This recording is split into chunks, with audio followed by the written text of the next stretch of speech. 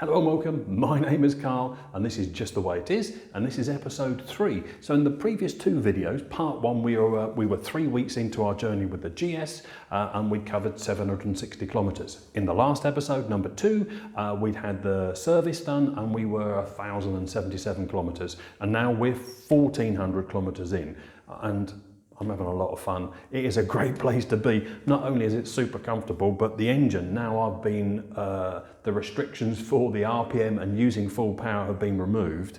It's really very, very good. I'm quite surprised. Anyway, so we've got a lot to cover. So even with the restrictions of these Michelin Anakee tyres, which I really wasn't expecting an awful lot out of, when it's cold, 0 to 10 degrees, they're not very good. They don't warm up very quickly. But now the temperature's beginning to warm up. I'm in my short sleeve shirts and the tyres are getting a bit more sticky. And even with these tyres, you can really get a hoof on. You can get on quite well.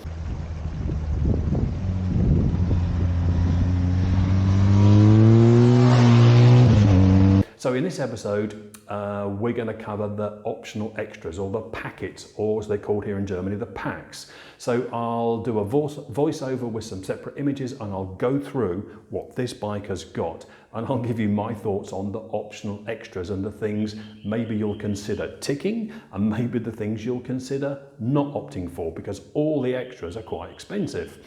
But the packets make them more accessible. So we're going to go through that in a moment.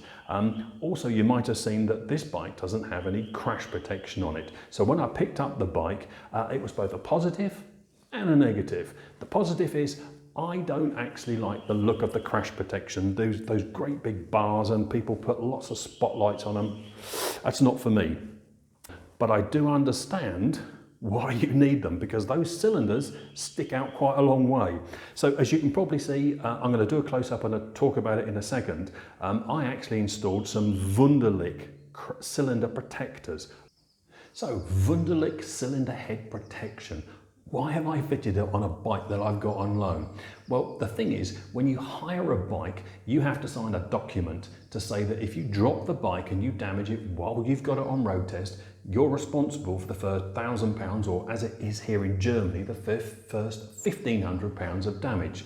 So as I've got the bike for such a long period of time, and I'm going to do several thousands of kilometers, what if, this is what I thought, what if I drop the bike in the garage or out on the road, or if I do go off-road, and I might do that, we'll see, a gravel drive, and I drop the bike and I damage these cylinder heads, I know, because they told me when I picked it up, I'm going to have to pay for it. Now, normal scratches, wear and tear, if I get through the tyres, that's all covered and I haven't got to worry about it. But if I damage the bike, and if I scrape and put gravel marks in the cylinder heads, that obviously need to be replaced for whoever buys the bike when I've finished with it. So I thought it much easier and cost effective and peace of mind to get these Vundelic covers. Now, I bought these with my own money. I'm not sponsored by Vundelic. I'm not associated with them. I'm just a customer. But I think they actually look quite nice. They're actually beautifully finished. They fit like a sock. They fit around the cylinder head. They have a little rubber insert to stop it damaging the cylinder head cover surface underneath. They're only held on by 3 screws. But because of the way that the cover's designed, it fits like a sock. It's not going to fall off, and those 3 screws are enough to keep it safe. Vundelic have how-to videos, and they have instructions that are very easy to follow. You only need a couple of tools, Torx tools, and like I said, there's 2 bolts, 2 screws underneath, there's 1 on the side, there's an extra long cylinder bolt that comes in the kit, and it's really easy, even for your average novice person that doesn't do any mechanical work. Someone at home can fit them, and it just gives you that extra peace of mind if you don't want all those big crash bars. So they do offer some sort of protection. It's not the same as having crash bars. The crash bars will obviously move that impact pressure throughout the engine and the frame, and I do understand the importance of having that if I go off-road.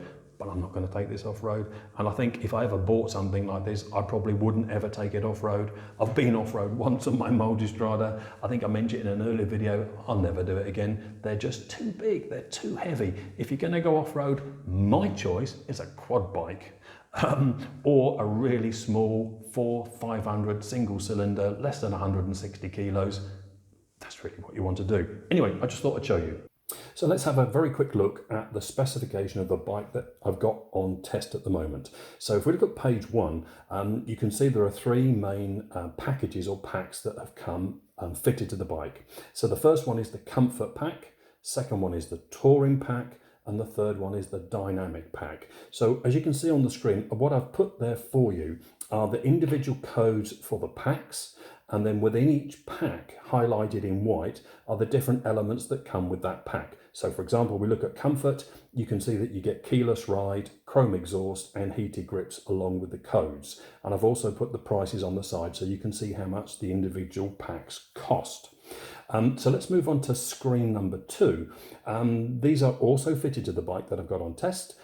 We've got a light pack. Also, the bike has this quite nice rally style that has a separate code. And then right at the very bottom are the additional optional extras. Now these are outside of the standard packs. Currently the bike has 4 packs. And on top of that, the sales manager or the sales guy decided for this bike, for their showroom, they should have the heated seats, tyre pressure monitoring system, the additional spotlights on the front, which you can see on the image on the right hand side, and the passenger kit. So one thing to bear in mind, looking at this screen, if you opt for the style rally, in standard without ticking any other extra boxes, the centre stand is removed.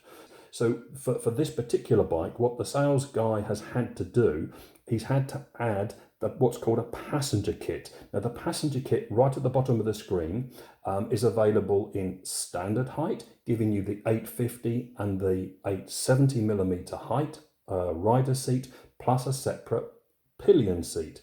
But in addition to that, the centre stand is refitted to the bike. So it's important, if you choose the rally style and you still want to retain the centre stand, you also have to tick this additional code, which is the 0413, which is right at the bottom of your screen. So it's not straightforward in terms of working out what you can and you can't have with the specification of the bike that you're building. So it really is a good idea to go to your dealer.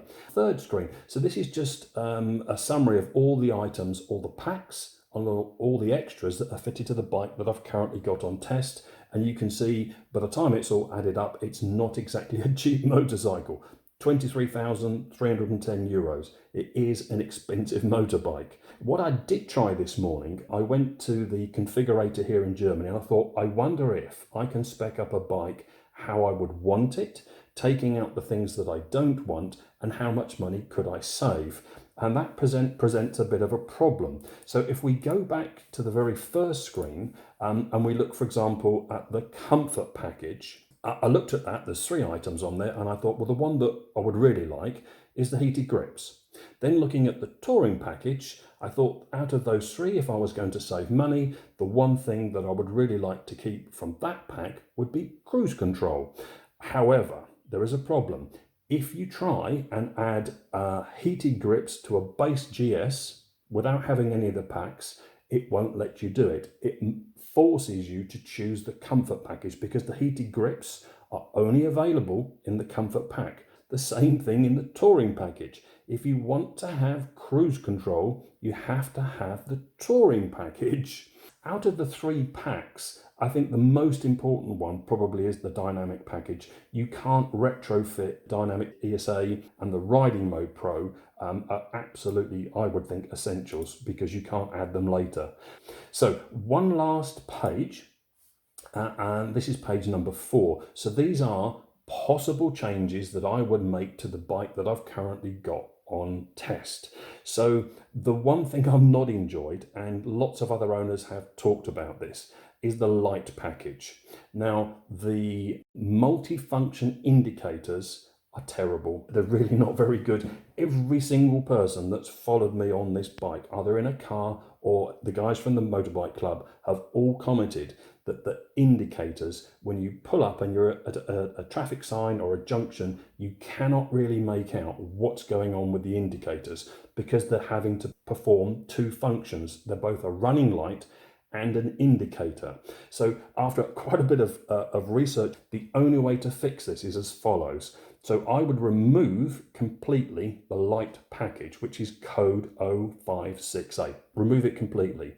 And then you need to add the Headlight Pro kit, which is code 0219. Now that only gives you two elements. It gives you the adaptive cornering lights, which are brilliant, and I've got a separate video coming up to show you those, and the daylight running lights. Now that gives you that really quite funky looking cross in the front headlight as your daylight running light, your LED light, and it looks really good.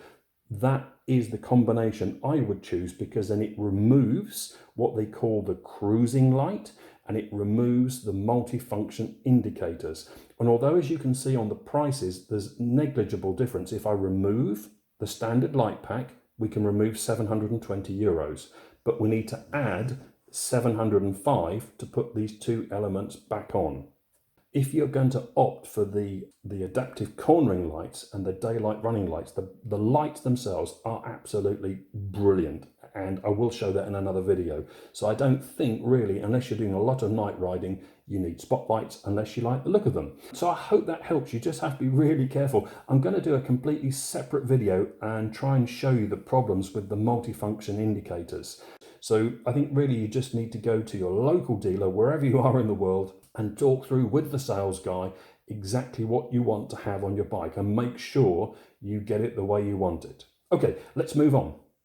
So before we finish, there's a couple of little things to come. So as you may remember from my other videos, on my Motorstrider videos, I'm a technician, a mechanic, an engineer. And although I've watched all the videos, like you probably have, about how the shift cam works, while I was watching them, I had some questions, because there was a couple of things I thought I saw, and I thought from my perspective, I'd like to understand that. So I made some phone calls and I managed to get a couple of camshafts. These are from the left-hand side of an R1250R. Unfortunately, it was written off in an accident. So I got my hands on some parts. I've also got some other bits, which I'll show you in a later video. And it also helps me understand how they've got this running so smooth at low RPM, and how you can barrel into a corner, you get your gearing all wrong, you're in fourth gear, 2000 RPM, and on my Multistrada says, enough, I don't want to do that. Whereas the GS just says, give me more. You just wind that throttle on and woof, out you go. And so it's clever. So I'm going to cover that in another episode. So what comes up next? Well, next one will be episode 4. I haven't quite decided what I'm going to cover in that episode. I've got some more information to come about the TFT and the dashboard and the interface and how you can get the most from that. But that's to come in a later episode. So my name is Carl. You've been watching Just the Way It Is. Thank you very much for your time. See you soon.